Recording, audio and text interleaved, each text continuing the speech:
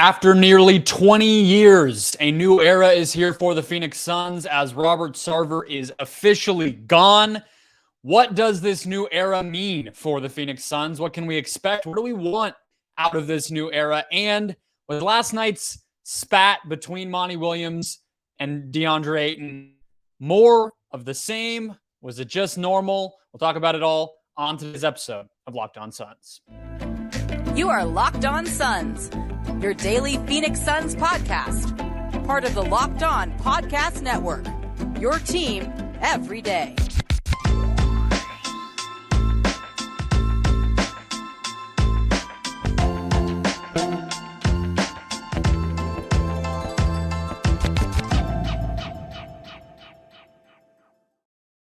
We are back. This is Locked On Phoenix Suns. We are part of the Locked On Podcast Network, and I'm your host, Brendon Kleen, a credentialed media member covering the Suns for the past 6 seasons and a writer at Suns.com and Dime Magazine.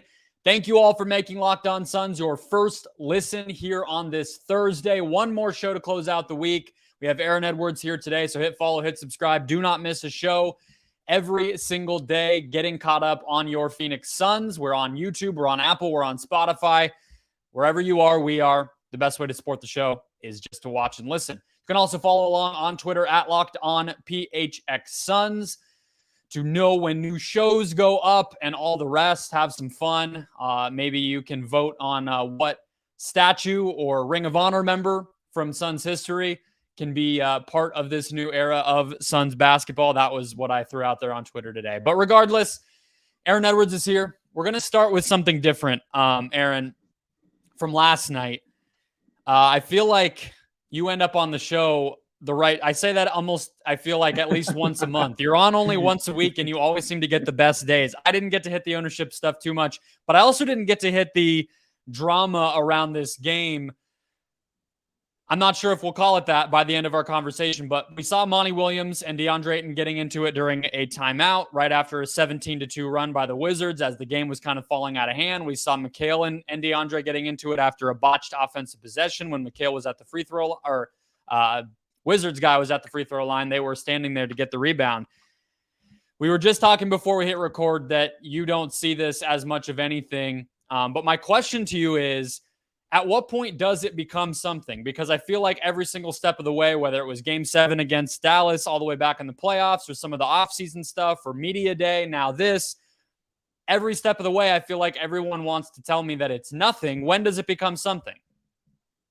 I think if it's like still in the playoffs, I think just because I just went from the body language of everybody else, I think because it was Ayton, that like probably got people going. But I think that because he's like one of the premier players, that's just how it's going to go, especially coming to him.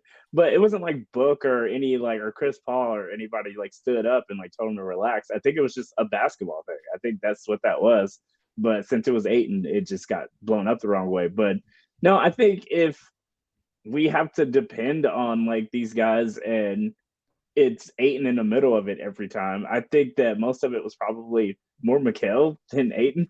I think Ayton probably thought that he had the sway to call a teammate out, which if we want him to be who like we need him to be, then yeah, he should have the ability to call his teammates out if he wants to. And it just probably looked bad for him that he was doing it, not in particular like that he was doing it.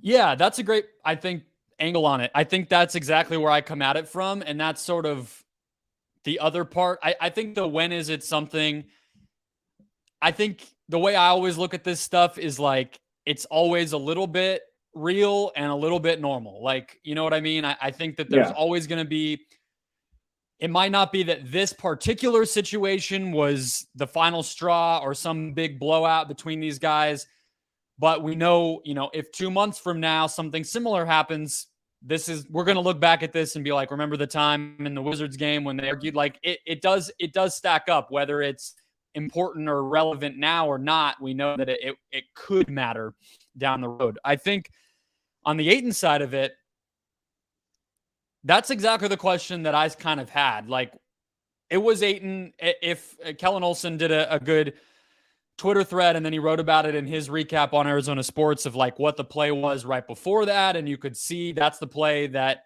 Taj Gibson ended up blocking Torrey Craig.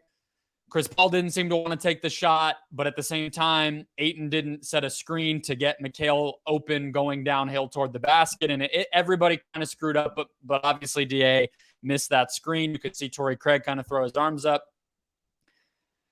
So it's fine. Like, I think Ayton messed up there, right? And he's said stuff in the past. Like, I think there was one moment at a game that I didn't cover, but I went back and looked at it because somebody brought it up to me that I think it was a really big campaign performance recently when he was still healthy while Chris Paul was still out. And Ayton was like, yeah, sometimes I forget to roll when I screen. Like, he'll throw stuff out there sometimes where you're just like, you want to just grab him by the collar and like just tell him to focus a little bit. But the dude scored 30 points last night and he had 13 rebounds. And I think to your point, it's like, if it wasn't him, would we feel the same way? And also, it's sort of crazy to me to look at it from that perspective, because if that's not enough for him, a 30-13 performance isn't enough for him, for his teammates to look at him a little bit of a different way. That's part of what makes me start to scratch my head. Like, how are you as Mikal Bridges going to get on him in that moment when he's the only thing keeping your offense afloat outside of Landry Shamet? That's the part where I'm like, if I'm DA, I'm actually more insulted last night than I would be in a lot of other nights, because there are a lot of other nights where he did play bad and they got on him. He was good last night. Yeah, he was good last night, and I think it was just like a tipping over point. They went 4 minutes without scoring. Yes, you're going to be frustrated when you go cold like that, when you have a game pretty much won. They were 2 or 3 buckets away from closing it out, and I think that's probably just where the frustration came from. And Ayton was probably looking at them like, I'm one of the only people scoring other than this person that doesn't really ever play like this.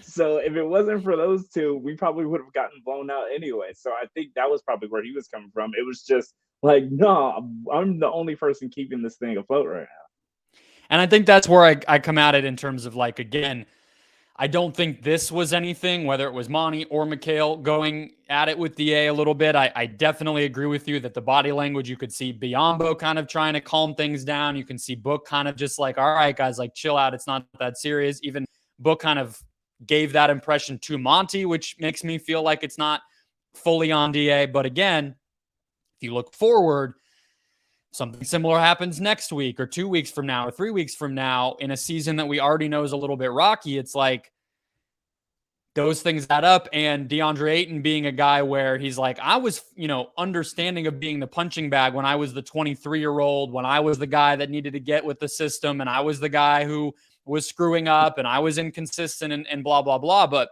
he's put up like 9 or 10, 20 and 10 games since Thanksgiving. And he's been consistent. He's being a two-way force for this team.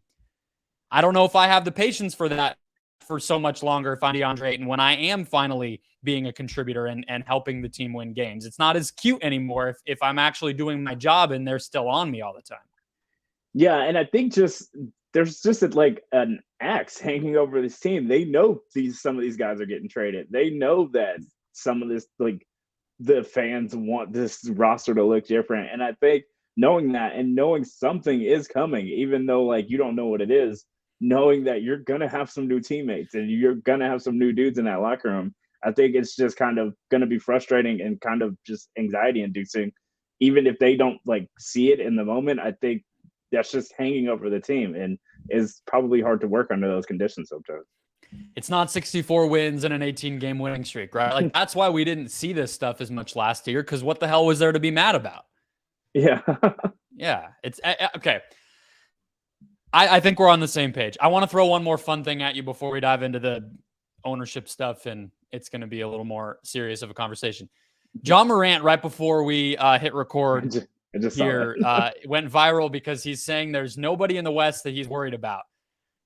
I'm just going to give you the floor. Do you agree? Is he being overly cocky? I will remind everybody, John Morant has never played in the third round of the playoffs. So I'll drop that nugget in there, but I don't know how to feel about that. He probably has reason to be confident, but I don't know if he should be that confident. I mean, he's confident, and that's fine. Like, I would hope Book would probably say something like that too, even though it probably wouldn't get treated how Josh says it probably. No. But I think it's fine. There was no scenario where I think they would have beat the Warriors last year. So I just think that yeah, just it's good to be confident in your abilities. But if the word's going to run, if the Suns figure anything out, if Dallas ends up with Levine, like I don't know, like if any of those things happen, like I think the West just changes. So I mean, we'll see. Denver, who It's just fine. beat them. Denver Yeah. just beat them by 14. I don't know when that interview happened, so it could have been that he did it before, and now it's looking like a little bit out of context. But yeah, I mean, all I'm hoping is Ja was, on national TV on Tuesday. The Nuggets game was fun. The Suns play them on Friday, and so that's why I'm bringing it up. I hope that adds a little bit of motivation. I hope Book plays. I mean, regardless, I'm tired of not watching this team with him not on it personally, just as like an entertainment factor. But obviously, this just adds some fun to that matchup. I love watching these two teams play. They always have matched up well. Even when Ja was like a rookie, he tended to play really well against the Suns. So it should be fun. But I guarantee you, if Book is healthy, if he plays, and someone will show him that will be in the back of his mind at home on Friday night heading into Christmas. But let's talk Mat Ishbia, new owner of the Suns. All reports indicate it's not fully approved, but let's dive in. I didn't get much of a chance to talk in depth about it yesterday, so let's get into that next. First, today's show, guys, brought to you by the NHTSA. Did you know that driving high is considered driving under the influence as well? That's right. Driving under the influence of marijuana is against the law in every single state, even in states like Arizona where marijuana is legal. That means driving high can also get you a DUI. And if you think law enforcement officers can't tell when you're driving high, you're wrong. Your friends can tell, your coworkers can tell, even your parents can tell. Everyone can tell, including them. So what makes you think that a law enforcement officer wouldn't know? Driving under the influence of marijuana can slow your response time and change how you perceive time and speed. So even if you think you're fine to drive when you're high, you're not. The bottom line is if you feel different, you drive different, and driving high, again, is driving under the influence. So remember, drive high, get a DUI, paid for by the NHTSA. Okay, Aaron, so news broke kind of out of nowhere on Tuesday that Mat Ishbia, a guy we didn't even know the name of unless you are a disciple of the Bill Simmons podcast, would be buying the Phoenix Suns. Woj bomb out of nowhere, $4 billion, record price, all of this. You and I talked, I think, for like all of September, I think, about the Sarver investigation, what the NBA did right, what they did wrong, why Sarver might sell versus not sell. And now we finally get closure on it way sooner than anybody expected. I mean, that follow-up Baxter Holmes report from a while ago was like as much as 9 months this could take. And now we're sitting here. It's basically been just 3 months. And I have some more thoughts than I gave yesterday, but what did you make of all of it as the news came down and the Sarver era ended? I think it was kind of with the Bill Simmons thing. I didn't think it was going to take that long. I figured, like you said, like we're one of the top teams to own given the location and the team and just in the, like, especially before the new CBA, just getting this team now just makes more sense. And billionaires like owning stuff. So I figured we were going to probably get this done sooner rather than later.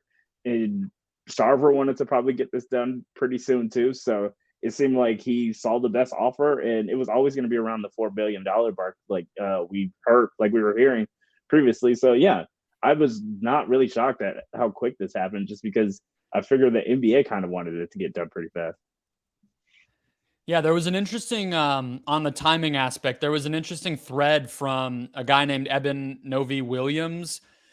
He's a sports finance writer over at Sportico, and he had a couple of comments that I thought were interesting that I didn't really fully think about. He also is, inside of this more than me, but he said he never got a firm number on the actual bidders, but the industry assumption is that there were 3 to 4. He said he knows of one that was well under $3 billion and one that was right around $3 billion, meaning it's possible that this Ishbia bid was valued the team at $800 million or was $800 million more than the next closest group.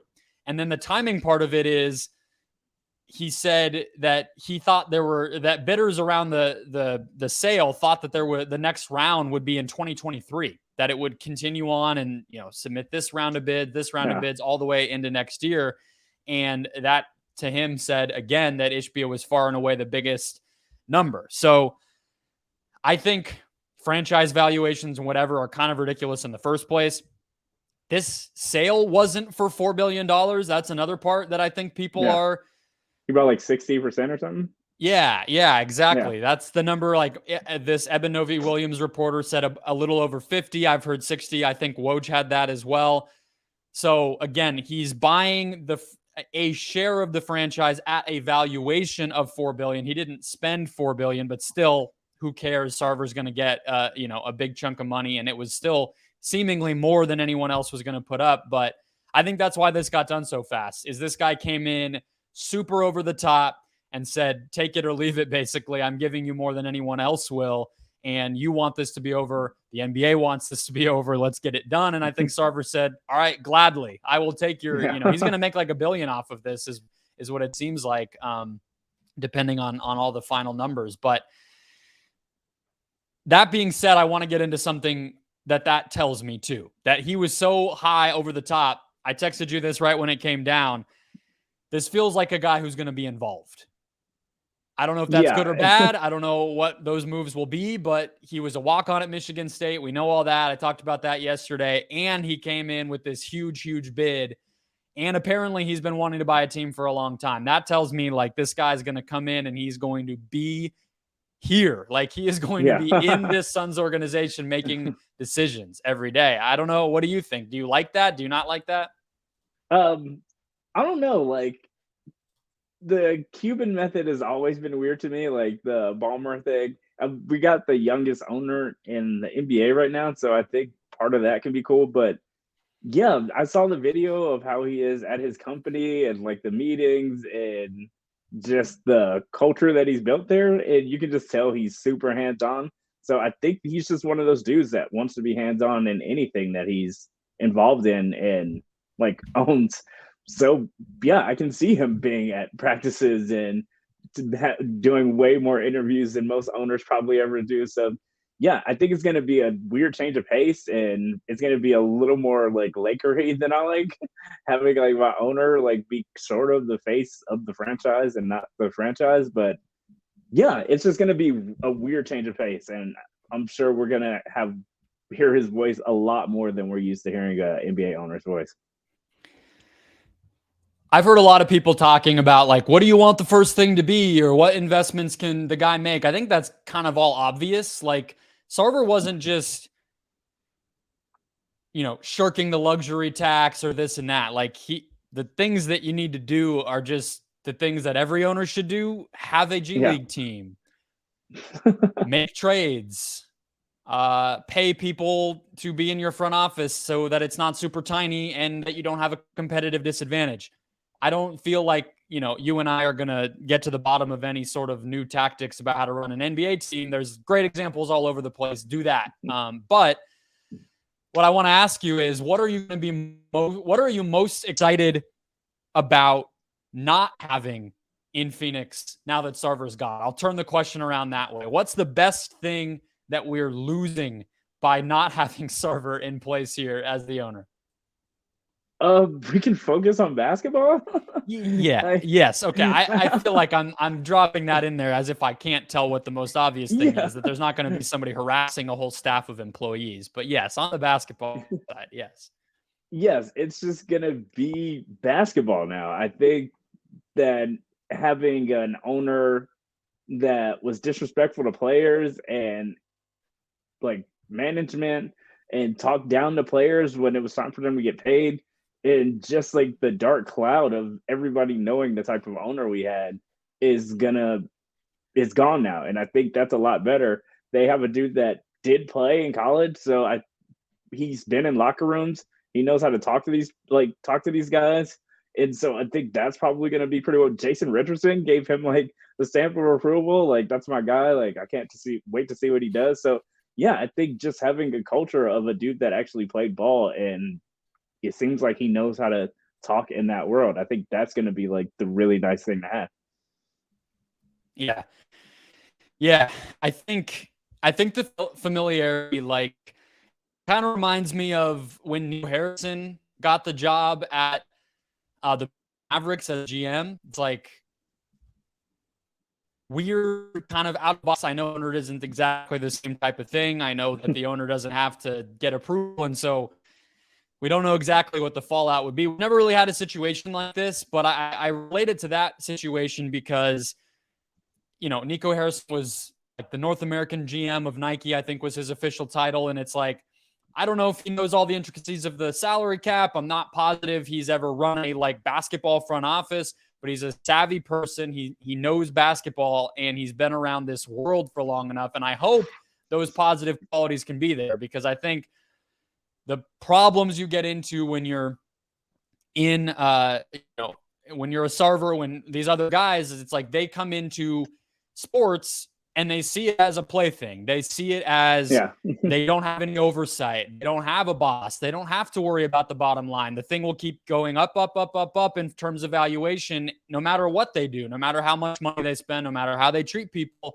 Whereas in normal business, they're stressed. Oh, the bottom line, I got to make money. I have to cut, costs. I have to do a shareholder call and everybody will be pissed. And then they come to basketball or sports teams that they own and they're like, this is my playground. I'm going to do whatever I want. I hope that mindset could be a little different when it's somebody who values what this is a little bit more, rather than just looking at it as something to mess around with and drop some money on and, show off. Yeah. Yeah. He's a champion. And I think that once you are one, you kind of be addicted to it. He knows a ring for us is a ring for him. And once the dudes win rings, they want to win more. So I think that if anything, that's kind of a culture he'll bring here, because he's an athlete. He was an athlete, and athletes want to win. It's just in them. And I think being the owner that has a championship is just another thing he probably wants to add. Let's move on to something in terms of changing this organization that I think is a little bit crazy. And I feel like it can kind of combine the two conversations we've had, because the timing of this thing, I totally agree that people should be excited that this was able to get done so quickly, because we were already starting to hear these little rumors and reports here and there of they can't trade a pick or they can't pay X number of dollars to somebody. Did Cam Johnson's extension get botched because of the timing of all this? And so now, hopefully with somebody in place, approved, ready to go fully pretty soon, the Suns can move forward with their business. But I've heard some craziness of what that can mean. So I want to dive into that next. Today's show, guys, brought to you by BetterHelp. It's been a couple of years. I don't think I have to come up with a specific example for you guys to know that the last couple of years have been lonely. They've been isolating. They've been challenging. I started a new job in the middle of it. I got married in the middle of it. I'm sure all of you had something unique going on as well. But BetterHelp helps solve that, basically. They know that life doesn't come with a user's manual, but they've connected over 3 million people with licensed therapists to help get the help that they need. And it's convenient and accessible anywhere because it's 100% online. You can learn coping skills, self-empowerment, dealing with trauma. I've gone to therapy for months, maybe years. I don't know exactly. And it does help. It really does. Even just having the place to talk, just having a place to vent, to share what's going on in your life can be good, even if something specific and big hasn't happened to you. As the world's largest therapy service, BetterHelp has matched 3 million people with professionally licensed and vetted therapists, available 100% online. Plus, just fill out a brief questionnaire to match with the therapist. Things aren't clicking. You can easily switch to a new therapist anytime.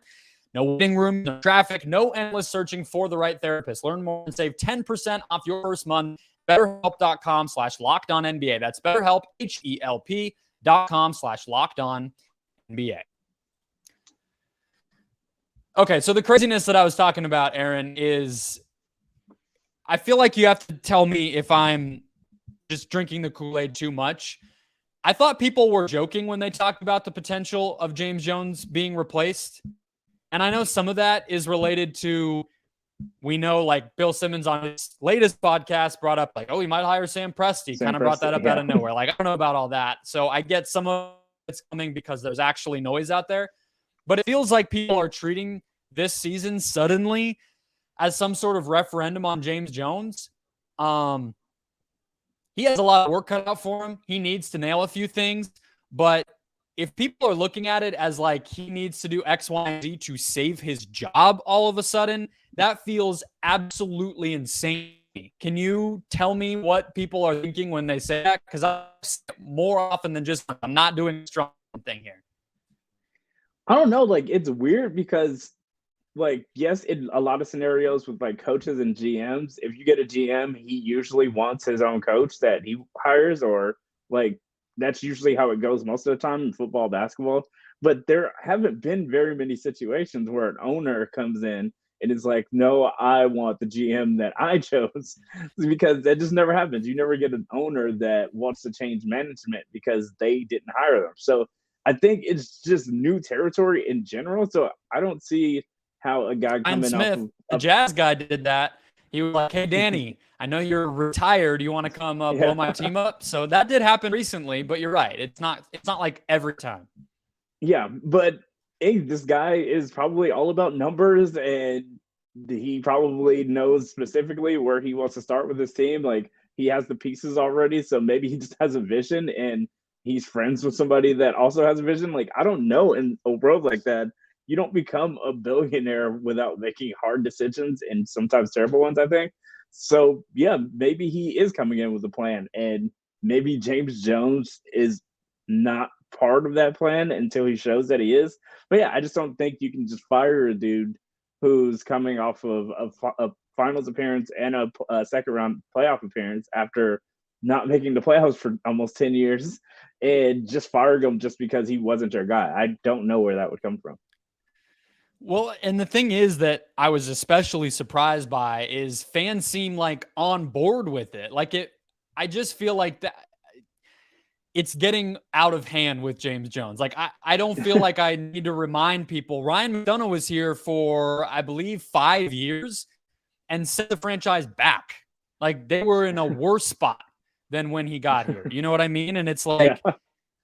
I don't understand what people think will be better if you just change for the sake of changing. And it feels like there's people out there who are looking at this opportunity of a new owner, or even maybe they thought it before the owner thing ever changed and they knew how this season is gone. And I feel like there is genuine momentum out there from fans that James Jones, it's one thing to say he could be because of Ishbia coming in. I feel like there are fans who think he should be on the hot seat. And that feel, again, like I can't emphasize enough that the grass is not always greener with this stuff. Like, this is the best era of Suns basketball we've gotten in terms of stability. I mean, I would probably go to prior to Nash, because there was instability there with the Colangelos changing things, and then, you know, the Sun being involved, and then selling to Sarver and trading for Shaq because Kerr got here. Like, it was good then, but it wasn't stable. It has been stable recently in a way that I think, like, 20, 25 NBA franchises would be jealous of. These guys have been racking up Coach of the Year, Executive of the Year, Player of the Month, All NBA. That doesn't just happen. And you don't just get to keep that if you move on from somebody because you're pissed they didn't know the Jay Crowder. Like, it's crazy. I feel like I don't know what people are doing. They can't handle one rocky season and they're trying to blow everything up. I don't understand it.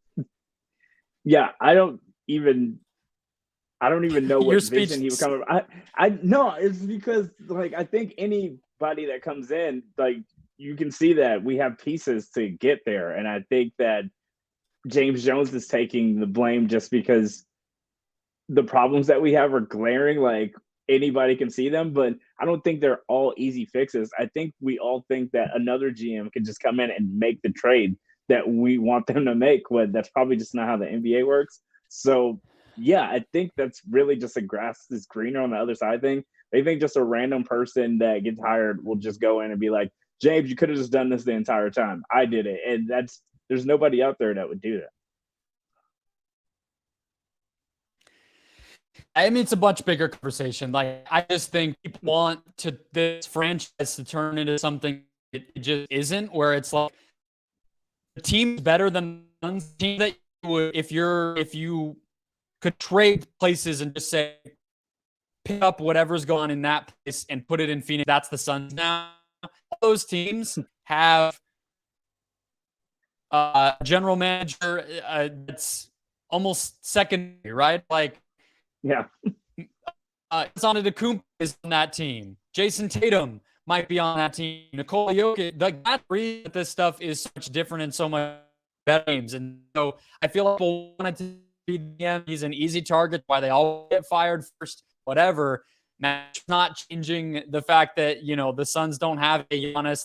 James Jones can't go get one unless he had nailed Kevin Durant. We don't know, but whatever. Like, those things don't just happen. You deal with it. You play the hand you're dealt, and he's doing that. And so, yeah, it's weird to me. I hope people I hope it is just in the moment and they can get their head out of that, and James Jones can kind of get things normalized again, and we can move on, because it's just a ridiculous conversation. It feels very like we're in the middle of the season. We don't have better stuff to talk about, and there's a new owner, so let's pile on. Yeah, I think just with the playoffs and having the open roster spots, Cam Johnson being hurt, everybody just wants a GM that can have this magic fix to get us back to where we were, because we won 64 games. So I think just the drop off from that has everybody just asking for his head. And it just seems weird, especially with just the things that are wrong he can't do overnight. So, yeah. It's not as fun as Paul's old. It's silly, but I do think there's a lot of good Mat Ishbia can do. I think that, we've talked about a lot of it in the past with, bring some of the old superstars, the legends of this franchise back, repair those relationships, build a statue of somebody out. There's all these easy goodwill things to do. There's the obvious, just spend and invest and do what's right to make this team a winner. There's the community stuff. There's the obvious work he's going to need to do to earn the trust of the staff and the employee who've been mistreated for a really long time. And so there's a lot to do, but they're in a very good spot anyway. That's why he paid $4 billion. All right, let's close things out. That'll wrap us up for today. One more show to close out the week. I want to talk a little bit about the Grizzlies matchup heading into that game. We'll probably have more ownership stuff to get into. Subscribe, hit follow wherever you found the show today. Tell your friends, tell every Suns fan in your life to do the same. Meantime, go make Locked On Sports Today your second listen to get caught on everything else going on around the whole world of sports. That show is available on all podcast platforms, and I'll talk to you all tomorrow.